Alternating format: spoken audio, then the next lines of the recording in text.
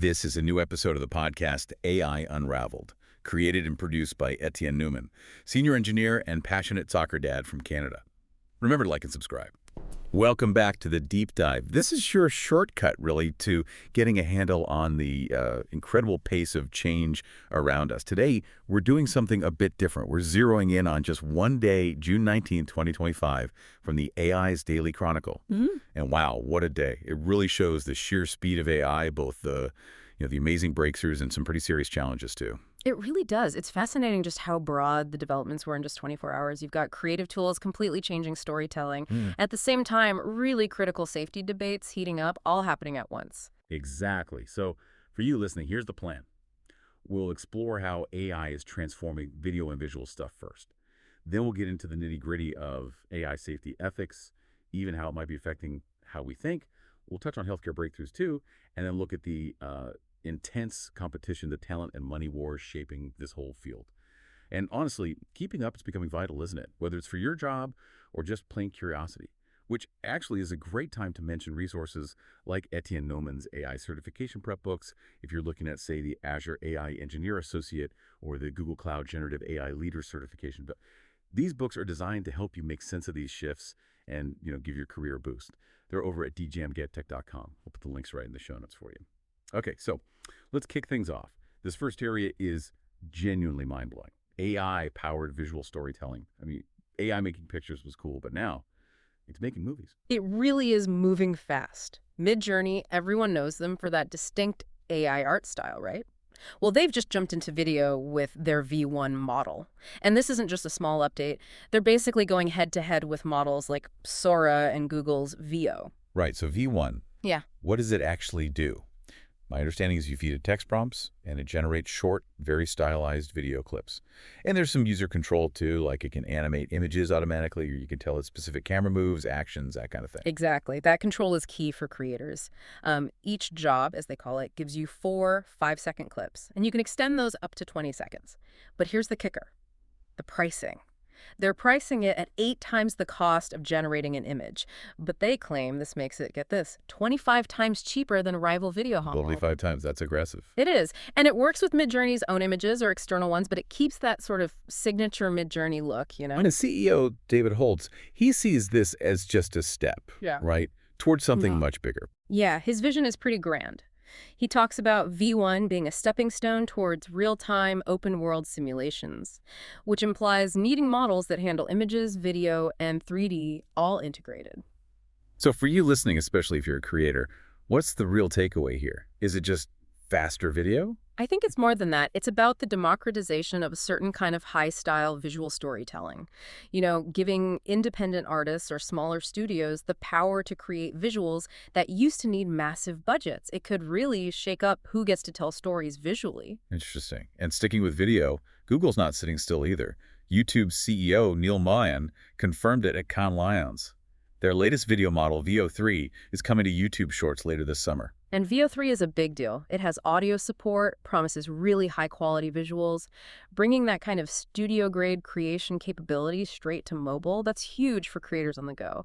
Think about easily adding AI-generated backgrounds or short clips right from your phone. Yeah, the accessibility is kind of staggering. Absolutely. If you connect the dots between Midjourney and Veo on YouTube Shorts, well, we're seeing sophisticated video tools becoming available to almost everyone. It really makes you wonder, doesn't it? What totally new kinds of creativity will pop up when this power is literally in everyone's pocket? How will it change what we watch every day? It's exciting, but, as these capabilities just skyrocket, it feels like the conversations around safety, ethics, all that, they get louder, too. It's like a parallel track running alongside the innovation. It has to be. And on that exact point, June 19th, also saw some serious warnings. A group of AI watchdog organizations, the Midas Project, Tech Oversight Project, they released findings pretty critical of OpenAI. They flagged concerns about transparency, safety practices, how models are rolled out, specifically mentioning risks like biosecurity and alignment, making sure the AI does what we want it to do, basically. And they weren't vague, were they? They pointed to specific areas.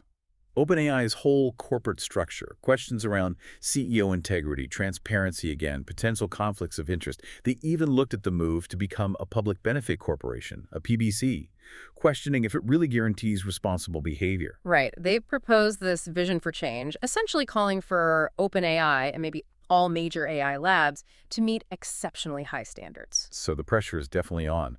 As these models get more powerful, the demand for better guardrails, better oversight, is only going to grow, right? Absolutely. And it's not just activist groups. The 2025 LLM Guardrails benchmarks report also dropped, an annual thing. And, well, the findings are pretty revealing. It shows big differences in how well the top LLMs, OpenAI's, Amazon Bedrock, Azure, Fiddler AI, actually implement their own safety rules. Meaning they're not all equally safe. Apparently not. Many are still vulnerable to things like jailbreaks, tricking the AI to bypass its safety, and prompt injection where you sneak in commands. That's concerning, especially given how widely these are being used. Does the report detail this? Oh, yeah. It gets into metrics like how fast they respond, cost, accuracy, but also specifically security, how well they resist jailbreaks, control toxic output, stick to instructions. What's really striking is despite all the safety talk, the actual implementation seems uneven, we're clearly not there yet with robust standardized safety across the board. And this transparency, having these benchmarks public, that could push regulators maybe. Could well do. It sets a baseline, shows what's possible, and maybe what should be expected. Okay, so beyond the external controls, there's this other layer, the internal workings of the AI itself. OpenAI researchers found something pretty wild, didn't they? Hidden personas. That's right. They discovered these sort of internal mechanisms within their large language models that seem to align with different behavioral styles or personas. It might explain why sometimes an AI's tone or behavior can shift unexpectedly. They even found what they called a misaligned persona inside GPT-4o that could lead to, well, bad behavior. Like an early warning system for potential problems within the model itself. Kind of, yeah. It's like finding hidden personalities. And speaking of unexpected behavior, there was that incident with Grok, Elon Musk's AI. He publicly called out one of its answers, didn't he? He said it was a major fail and objectively false because it highlighted political violence by certain groups. He stated XAI is actively working on the bias. Yeah, that generated a lot of discussion. It really throws a spotlight on this core challenge. How do you truly control these incredibly complex systems, especially when they can develop these internal quirks, these personas, or reflect biases in ways that creators didn't intend or struggle to fix? It's a fundamental question for alignment. And it's not just about controlling the AI. It's about how using the AI affects us. There was a study from MIT that caught my eye. Apparently, relying too heavily on ChatGPT for problem solving might actually weaken our own independent reasoning skills over time, particularly noted in schools. Yes, that study caused quite a stir. They took 54 students in Boston, split them into 3 groups. One used ChatGPT for SAT essay writing, one used Google search, one used nothing but their own brains. They tracked brain activity using EEG over 4 months. The results, pretty stark. The ChatGPT group showed the weakest neural connectivity patterns related to thinking and writing. They also scored lower linguistically and overall. Wow. And the ones who just use their brains. They showed the strongest neural networks, particularly in areas linked to creativity, memory, processing. The difference was significant. So the takeaway is, there might be a cognitive price for all this AI convenience. It seems that way, or at least this study suggests it. It's prompting calls for thinking much harder about how we integrate AI, especially in education, to collaborate rather than just replace our own thinking. Yeah, which underlines the need to really understand these tools, doesn't it? Yeah. Not just be passive users. You need to grasp the how and the why, the good and the potential bad. And look, if you are interested in getting that deeper knowledge, maybe moving from just using AI to understanding how to build or manage it responsibly. That's exactly what Etienne Newman's AI Unraveled Builder's Toolkit is designed for. It's packed with resources, AI tutorial PDFs, certification guides for AI and machine learning, even audio and video tutorials. It's really about giving you the foundational knowledge. Again, links are in the show notes at djamgak.com. Okay, let's shift focus now. We've talked creativity, safety. What about AI's real-world impact? and the fierce competition driving it all. Well, on the impact side, there's a really powerful example in healthcare. New AI models are being tested in hospitals to help predict outcomes for patients with traumatic brain injuries. Hmm. They combine data from EEG brain scans, MRI imaging, vital signs, aiming for real-time predictions. That could be life-changing. I mean, for families in that situation, waiting for answers, Yeah. and for doctors making incredibly tough decisions. Exactly. The stakes are immense. A recent review looked at 39 different AI models trained on data from almost 600,000 patients. It found huge promise, but also highlighted that many models aren't quite ready for prime time. They need more validation, more transparency about how they work. So frameworks are being developed to check them properly. Yes, things like the Appraise AI framework are emerging to systematically evaluate these tools before they're widely used.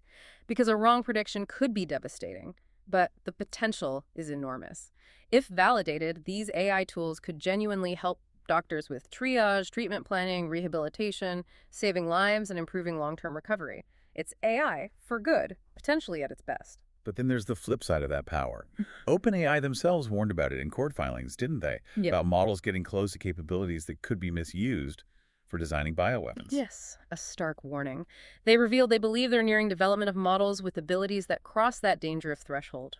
It underscores their point that safety protocols absolutely have to keep pace or even outpace the growth in model capabilities. It's quite chilling, really, thinking that frontier AI is approaching capabilities once confined to, military research labs. It definitely puts the biosecurity community on high alert and highlights the need for global cooperation on AI safety. And this race for powerful AI, it fuels an absolutely ferocious battle for talent, doesn't it? Oh, completely. The AI talent war is red hot.